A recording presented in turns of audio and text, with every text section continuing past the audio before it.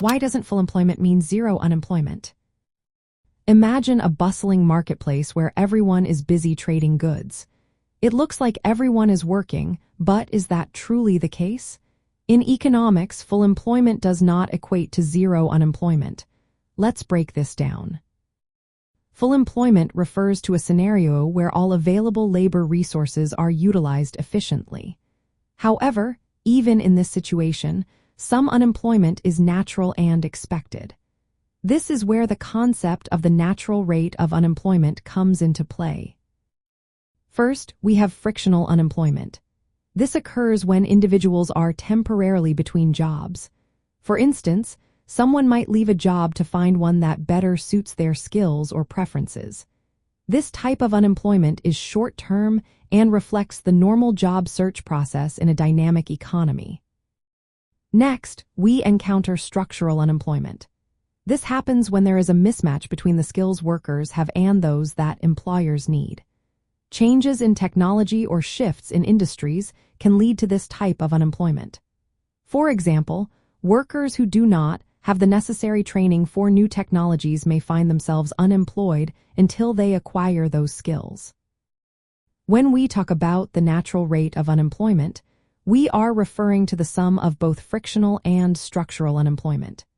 This rate exists even when the economy is functioning at full capacity, meaning there is no cyclical unemployment. The natural rate serves as a baseline level of unemployment that cannot be reduced without risking inflation. It's also important to note that full employment excludes cyclical unemployment, which is linked to economic downturns. So, while full employment means the absence of cyclical unemployment, frictional and structural unemployment still persist. Additionally, full employment applies to the labor force, which consists of people willing and able to work.